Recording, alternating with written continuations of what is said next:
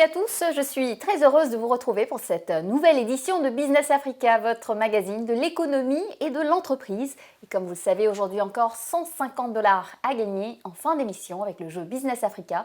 Mais tout de suite, voici les titres. Presque 100 nouvelles startups créées grâce au Ghana Innovation Hub, un écosystème en pleine expansion dans le pays. Ici, au Ghana Innovation Hub, nous avons une étagère où nous présentons les produits de nos entrepreneurs. Donc, tous ces produits que vous voyez ici sont des échantillons de ce qu'ils font et dans le but de les aider, nous en faisons la promotion.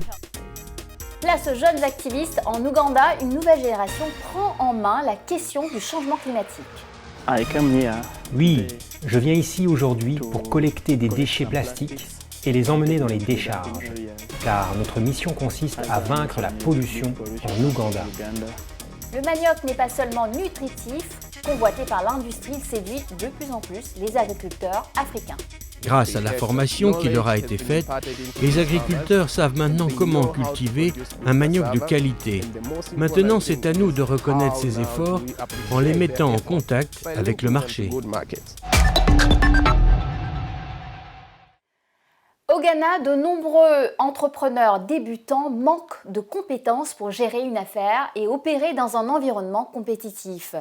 Comme dans de nombreux pays en voie de développement, le déficit est clairement identifié. C'est le manque de compétences pointues, d'accès au capital et à la technologie qui fait défaut. Pour y remédier, le gouvernement du Ghana mise sur des incubateurs de start-up et ils sont plébiscités par les entrepreneurs. Nos journalistes Georges Ebo-Saké et John Awotui ont visité l'un d'entre eux, le Ghana Innovation Hub. Regardez.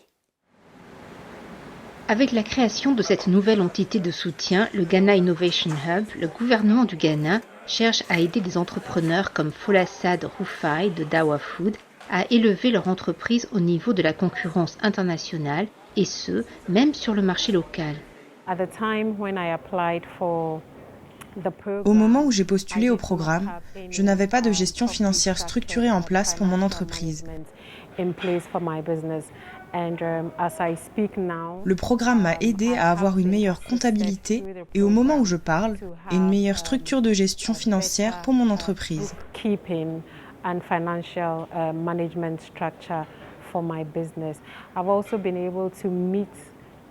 J'ai également pu rencontrer des amis ici qui m'ont présenté des personnes pouvant stocker mes produits.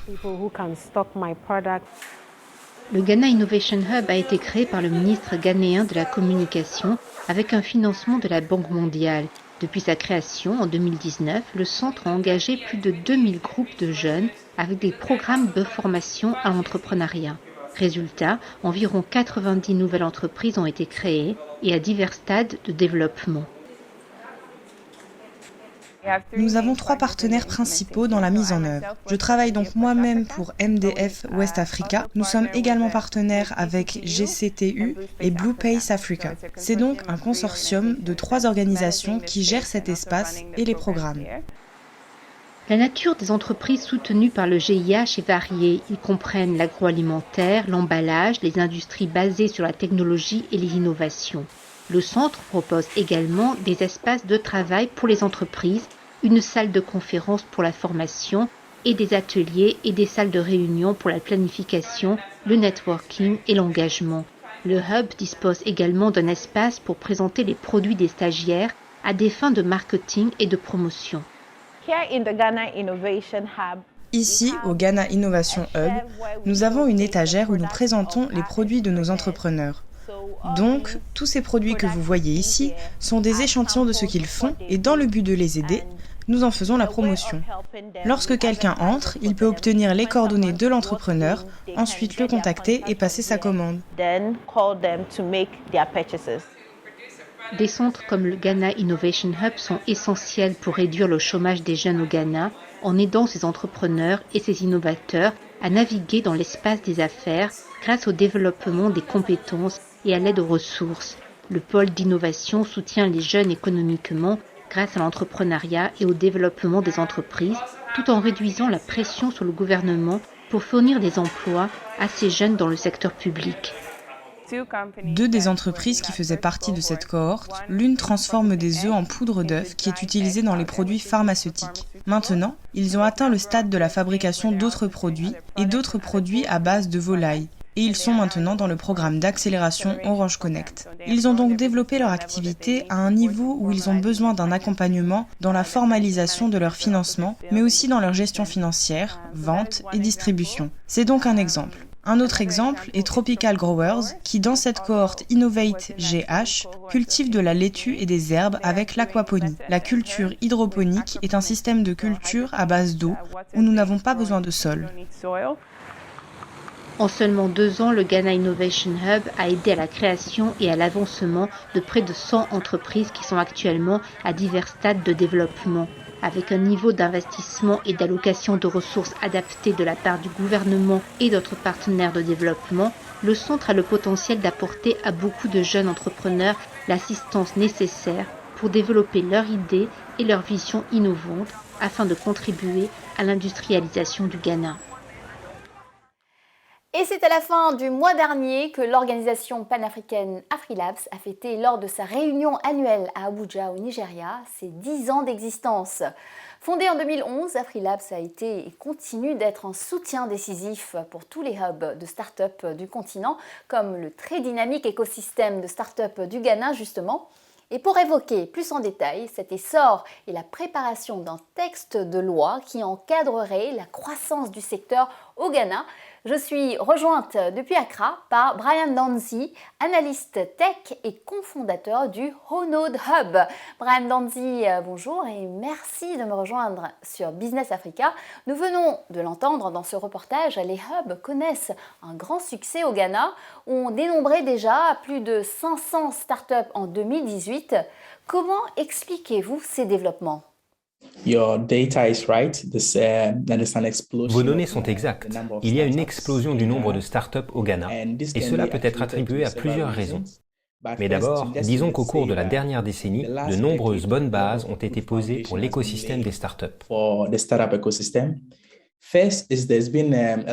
Premièrement, il y a eu beaucoup d'harmonisation des politiques de la part du gouvernement. Ce dernier a élaboré une politique d'entrepreneuriat axée sur les startups. Et puis, il a également créé une nouvelle agence, appelée Programme national pour l'entrepreneuriat et l'innovation, qui a reçu un financement de démarrage de 10 millions de dollars américains et a prélevé 400 millions de dollars supplémentaires auprès du secteur privé. Et ils ont investi dans plus de 2000 startups au cours des 3 dernières années. Et c'est important. Vous savez, c'est vraiment cela qui a contribué au boom. Or, ces dernières années, il n'y avait que 3 à 5 pôles d'innovation dans la capitale. Au moment où nous parlons aujourd'hui, il existe plus de 60 pôles d'innovation dans tout le pays. Il y a 16 régions au Ghana et dans chaque région, il y a au moins 2 pôles d'innovation. Cela signifie que l'écosystème des startups s'est démocratisé. N'importe quel jeune, dans n'importe quelle partie du pays, avec une bonne idée, peut entrer dans des pôles d'innovation, développer les compétences et créer sa propre entreprise. Mais comment financer ces startups ? Le financement a beaucoup augmenté. Selon le rapport de Partech, une société d'investissement, plus de 111 millions de dollars américains ont été investis dans des startups au Ghana l'année dernière. Et c'est conséquent, juste en dessous de l'Afrique du Sud, le Kenya et le Nigeria. Donc, avec l'intérêt de ces investisseurs, cela signifie que plus de gens commencent maintenant à créer des entreprises et nous espérons obtenir plus de financement encore. Et ce n'est pas seulement l'investissement qui vient aussi par ces issues, car le plus excitant pour les investisseurs, c'est qu'ils ne mettent pas seulement leur argent, mais ils voient aussi d'autres débouchés qui sont intéressants. Il y a donc un soutien du gouvernement et il y a beaucoup de financement au Ghana. Vous êtes toujours partisan d'une loi sur les startups qui existent déjà en Tunisie et au Sénégal. Que pourrait-elle apporter finalement de plus à l'écosystème des startups ? Donc, même s'il y a un bon niveau d'activité, il reste encore beaucoup à faire pour l'amener là où nous voulons qu'il soit. Et je suis vraiment enthousiasmé par le Startup Act parce que je pense que c'est le catalyseur qui permettrait de diffuser l'écosystème de l'innovation au Ghana. Je vais donc résumer parce que c'est un gros document. Alors les 3 éléments qui feraient que le Startup Act serait bénéfique pour l'écosystème, le premier pour moi, c'est la labellisation, donner un label à ce qu'est une startup. Maintenant, si vous rencontrez 3 personnes, des professeurs ou n'importe qui dans la rue, et que vous leur demandez ce qu'est une startup, vous obtenez 3 réponses différentes. Il est donc important pour nous de définir clairement ce qu'est une start-up dans notre contexte et ensuite ce qu'elle ferait. Ensuite, l'élaboration des politiques, car nous pouvons clairement différencier le type de mesures incitatives qui seraient bonnes pour les start-up et celles adaptées pour les PME et les grandes entreprises. Outre la labellisation, cela nous aiderait à améliorer la confiance. Et puis la deuxième chose pour moi est un package d'incentives. Ainsi, par exemple, il y a les allègements fiscaux pour les start-up. Elles ne sont pas censées payer d'impôts avant un certain nombre d'années. Il y a un soutien pour qu'elles enregistrent leur propriété intellectuelle. Il y a des allocations pour ceux qui démarrent réellement une entreprise et qui se concentrent sur la création de la start-up. Il y a donc une panoplie d'incentives pour soutenir et propulser les start-up. Et enfin, pour moi, il s'agit de trouver des investissements. Donc, nous ne cherchons pas vraiment des entrepreneurs et des start-up. Nous cherchons comment nous pouvons encourager plus d'investisseurs, en particulier des investisseurs providentiels qu'on appelle Angel Investors dans l'écosystème. Plus nous avons d'investissements et d'innovation dans l'écosystème, plus de personnes pourraient créer de nouvelles entreprises et, résultat final, développement économique soutenu. C'est là que nous voulons être. Nous pensons que le Startup Act est très important. Nous sommes vraiment ravis que le gouvernement soutienne réellement cette campagne. Et j'espère qu'elle sera promulguée comme ce qui a été fait en Tunisie et au Sénégal. Merci Brian Danzi. La COP26 a permis à l'Afrique d'enregistrer quelques avancées. Parmi ces progrès, la création d'une coalition pour la finance verte en Afrique doit contribuer à canaliser des investissements privés dans des infrastructures résistantes au changement climatique et à faible émission de carbone. Enfin, une centaine de pays, dont la République démocratique du Congo, se sont engagés à stopper, dans un délai de 9 ans, la déforestation et la dégradation des terres. Un financement public et privé de 19,2 milliards de dollars est prévu. La moitié proviendra d'institutions financières internationales engagées à ne plus investir dans les activités liées à la déforestation. Et en Afrique, la jeunesse s'empare de plus en plus de ces enjeux posés par le changement climatique. Exemple en Ouganda, un pays où des jeunes femmes déterminées sont devenues de vraies actrices de la lutte contre la détérioration de l'environnement. C'est Greta Thunberg du continent africain n'hésite pas à mobiliser d'autres étudiants pour participer aux opérations de recyclage du plastique ou à sensibiliser en faveur d'énergies alternatives.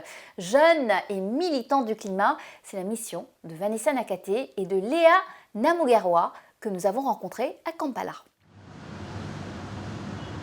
Un léger mais persistant nuage de pollution flotte au-dessus de Kampala, capitale de l'Ouganda.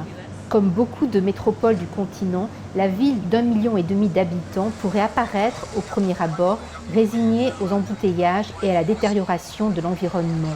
Mais certains week-ends, de petits groupes d'étudiants se rassemblent discrètement pour une mission un peu particulière, collecter les détritus de plastique en vue de favoriser leur recyclage. Oui, je viens ici aujourd'hui pour collecter des déchets plastiques et les emmener dans les décharges, car notre mission consiste à vaincre la pollution en Ouganda. Ce qui m'inspire, c'est que chez nous, il y a un homme qui est éboueur, et je le vois depuis mon enfance faire cela. Il m'a inspiré à participer, et en faisant cela, on peut vaincre la pollution, et c'est ça notre mission. Ce qui a aussi donné des ailes à la détermination de Maurice et ses amis, c'est l'exemple de Léa Namugarwa et Vanessa Nakate, deux jeunes filles de Kampala déterminées à contraindre les autorités à faire appliquer l'interdiction des sacs plastiques. Kampala est principalement pollué avec des sacs en plastique partout.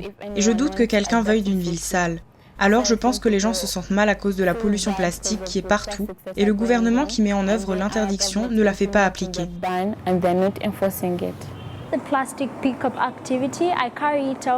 Les activités de ramassage de plastique, j'y ai participé tous les samedis. Il y a quelques amis qui me rejoignent, et dans la plupart des cas, nous sommes au nombre de 6. Ensuite, nous choisissons un endroit précis où nous allons faire le nettoyage et aussi éduquer les gens sur le fait que c'est important pour nous d'avoir un système approprié pour l'élimination des déchets. En Ouganda, le plastique a été interdit, mais la loi n'a pas été mise en œuvre. Nous avons les lois, mais elles n'ont pas été appliquées. C'est donc à nous les citoyens de mettre ces mesures en œuvre et d'éliminer complètement la pollution plastique du pays. La prise de conscience de la menace du réchauffement climatique est à l'origine de l'engagement environnemental de Vanessa. Pour Léa, le déclic est intervenu en octobre 2018 lors de glissements de terrain catastrophiques qui ont causé une 50aine de morts. Je n'avais pas vu les effets, comment cela fait souffrir les gens. Mais alors, j'ai vu ces images dérangeantes à cause de la déforestation. Ce que les enseignants nous apprenaient dans les écoles, cela m'a vraiment donné une image claire de ce que nous devrions faire à cause de la crise climatique que nous subissons. De là est venu un engagement fort. Léa, la lycéenne, s'investit dans les écoles pour accélérer la prise de conscience et mène des actions en faveur de la reforestation. Pour Vanessa, étudiante à l'université, l'approche plus militante a pris la forme d'un intense plaidoyer et de grève du climat tous les vendredis. J'ai commencé ces grèves pour sauver la forêt congolaise. J'ai été très choquée de découvrir qu'il y a beaucoup de gens là-bas qui ne connaissent même pas l'existence de la forêt congolaise. Pourtant, c'est le deuxième poumon de la planète après l'Amazonie. Alors cette forêt est en danger et personne n'en parle. Le continent, qui n'émet que 4% des gaz à effet de serre, est particulièrement frappé par le changement climatique. Pourtant, ces militantes africaines ont parfois du mal à percer sur la scène internationale. Exemple, en 2020, quand Vanessa se retrouve exclue d'une photo de jeunes militants internationaux du climat, aux côtés de la jeune icône suédoise Greta Thunberg. J'ai le sentiment que l'Afrique ne reçoit pas l'attention qu'elle mérite et qu'elle a besoin de plus d'attention que jamais. C'est parce que l'Afrique est l'un des continents les moins émetteurs de carbone, mais elle va être davantage affectée par la crise climatique. En fait, nous voyons déjà l'impact du changement climatique en Afrique. Nous voyons beaucoup de gens mourir de faim en Afrique à cause de la sécheresse et nous avons des inondations folles à Kampala et dans diverses régions d'Afrique.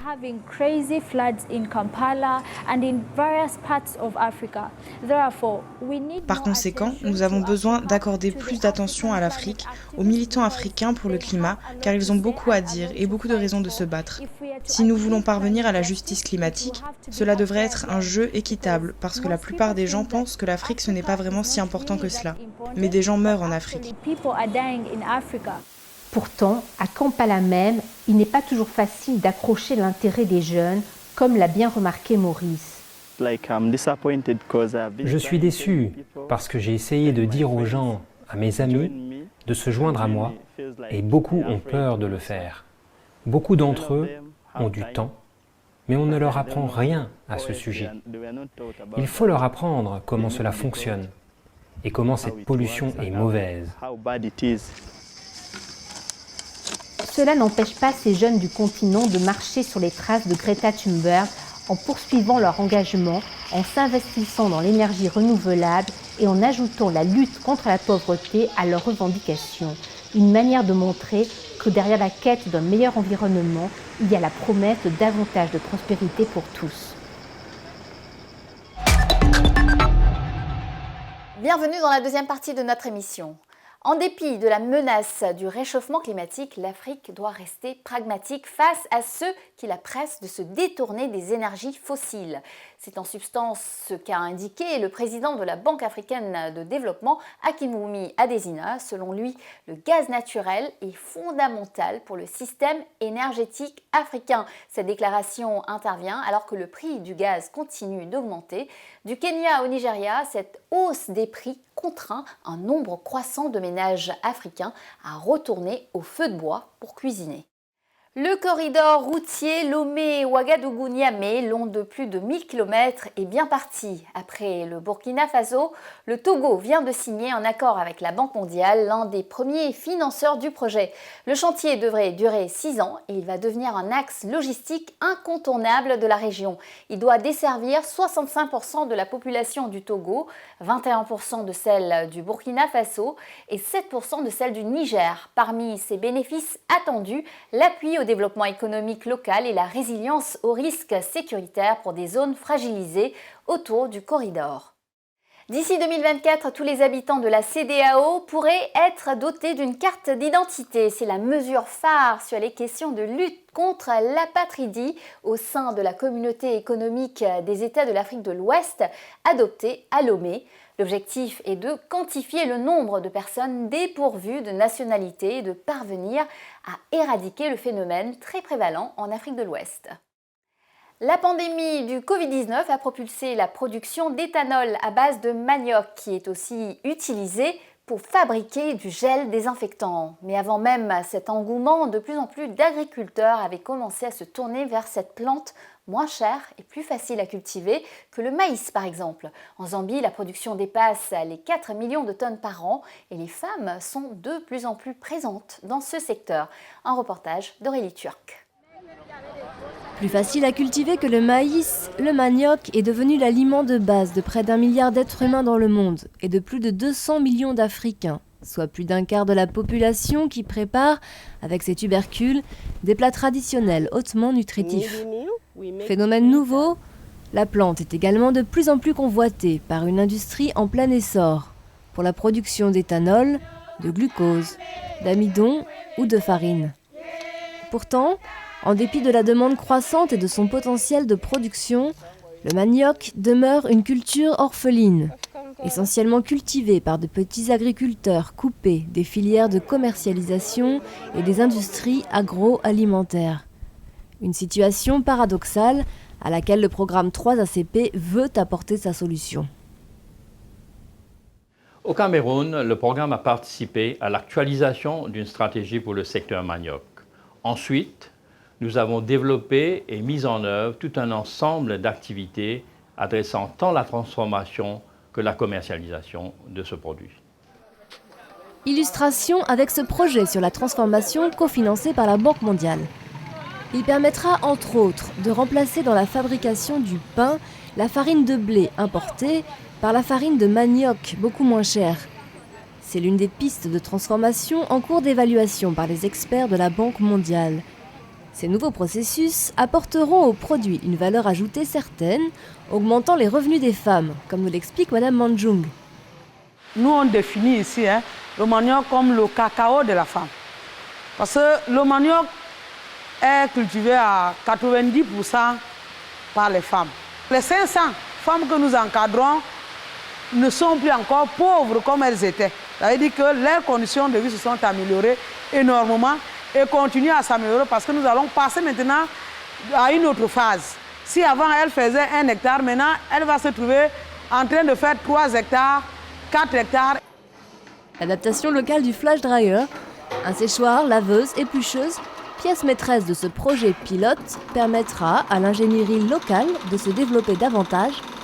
Coût total du soutien au secteur, environ 600 000 €. S'agissant du flash dryer, c'est l'un des équipements clés du projet. Je me trouvais obligé de travailler en collaboration avec un collaborateur nigérian qui, ensemble, on va mettre sur pied ce prototype. Et il faut pouvoir adapter cette technologie localement. Spécialement adapté pour la transformation du manioc, ce flash dryer permet également de réutiliser les déchets libérés lors de l'extraction de l'amidon du manioc pour l'alimentation du bétail. En Zambie, la production de manioc est passée en une décennie de 815 000 tonnes à 4,7 millions de tonnes. Les enjeux ne sont pas seulement alimentaires. L'exploitation industrielle du manioc est en plein développement dans toute la sous-région. L'objectif visé par le programme 3ACP, en partenariat avec le COMESA, est la professionnalisation du secteur et, à terme, une meilleure intégration économique de tous les acteurs de la filière au marché régional. Les cultivateurs ont modifié leur façon de produire le manioc. Ils utilisent de plus petites quantités et se servent des têtes. Ceci a considérablement amélioré la qualité de ce qui est planté, surtout avec l'utilisation des nouvelles semences. Grâce à la formation qui leur a été faite, les agriculteurs savent maintenant comment cultiver un manioc de qualité. Maintenant, c'est à nous de reconnaître ces efforts en les mettant en contact avec le marché. Plus de 5000 agriculteurs et associations de producteurs, localisés dans les provinces centrales et de l'Ouapala, ont bénéficié de formations ciblées. Ces formations visaient à améliorer leurs techniques agricoles et leur connaissance du marché. Des résultats surprenants sont au rendez-vous.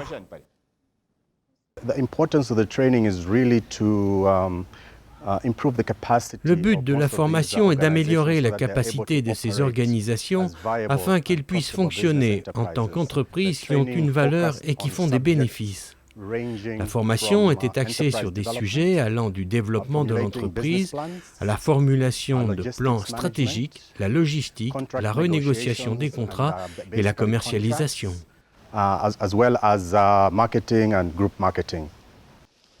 Co-fondateur d'une coopérative agricole de 32 membres, dont 10 femmes, ce cultivateur de manioc a bénéficié d'une formation complète en agronomie et en management.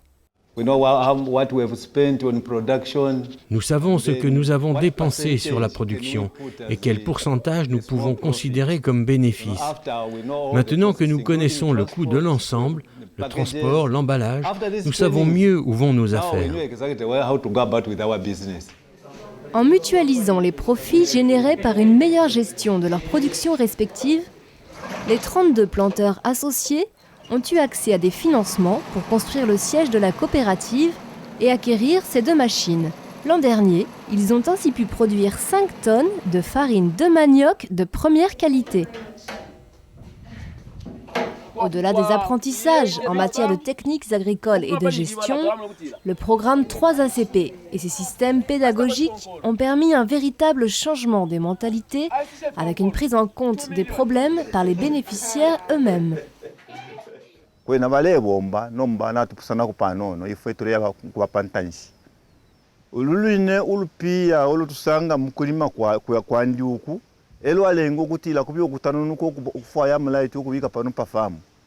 Olwine lupiya elwalenga okutira kubyo ku stage kayo pakutira tulebomba bwino muwika shibwesu nomba okulingana na maka yako bomba muri tuteine ulupiya nalupelebela pantifi ntifi lefa ekuku kitafirifingi kutina kabiro kwata traika safa pantu amayinsa nishi teti tukwate okupala tutenga tatukwete traika zava iyo ngana tukwata ikyakumikira kutute mu mayinsa insta yonse kwitwa kwatu kula kwata tute ukana putuka.